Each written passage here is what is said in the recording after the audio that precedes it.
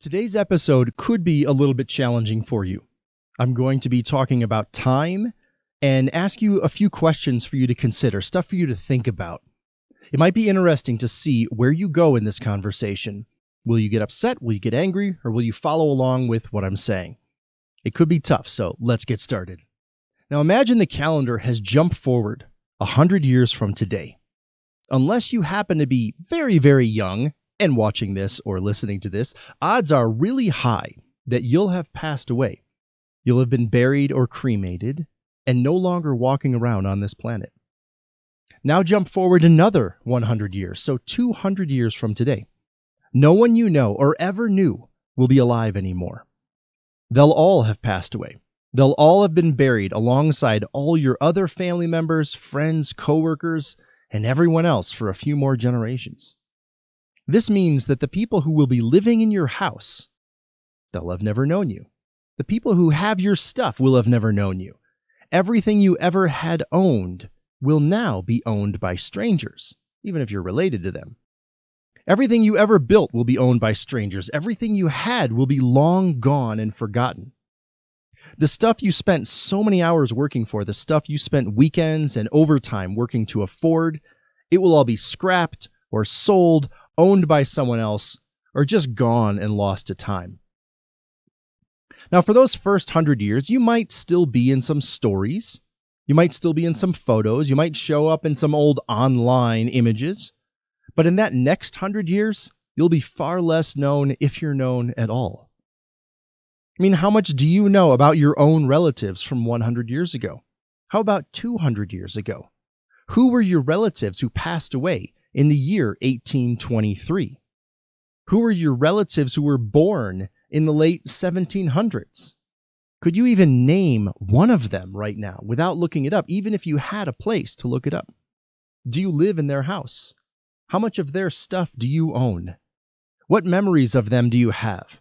What epic and legendary experiences did they take with their family that you even know about? There comes a time when you're no longer in people's photos, and then you're no longer in people's memories, even within your own family. It's just a fact of life. And while this can be a sobering fact, it certainly isn't anything new to think about.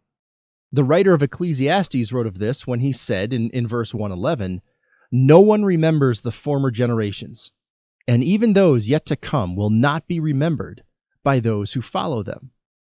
So this can be a tough issue to think about, but it need not be one that's somber or negative.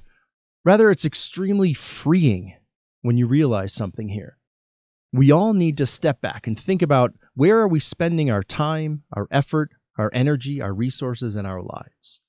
We need to consider what is truly important and valuable in our lives. We spend so much time seeking to accomplish more, to get more stuff, the bigger house, the next truck, the better bank account. But all of that is going to be long gone and forgotten. None of that will last. We need to focus our lives on what truly matters most. Our pursuit of more money, wealth, fame, followers, experiences, legacy, all of that, even if it's done with the best of intentions, it means nothing if that pursuit is done separate from God. Even if we enjoy those things greatly, apart from God, they're merely selfish or greedy indulgences that we've sought for our own personal gain, pride, or ego. Everything that's worthwhile in our lives is done in relationship with God. This is what truly matters. Not the stuff, not the accomplishments, but instead our relationship with the living, loving God of the universe, our relationship with Jesus. That's what matters. That's where true peace and contentment comes from. Understanding this can be one of the most freeing moments in your life. The pressure you feel from this world to acquire stuff, to accomplish more and more and more, to go faster and faster, that never-ending cycle, none of that is from God. Instead, focus on Him. Focus on Jesus. Focus on learning more, on growing your relationship. Focus on loving others. Focus on what He has taught you.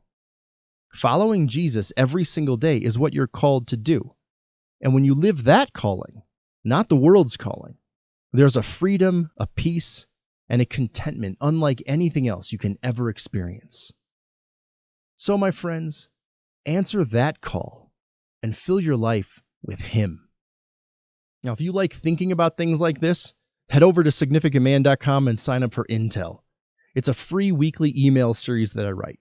Sometimes inspiration, sometimes messages just like this, sometimes devotion, something for you to think about as you go through the week.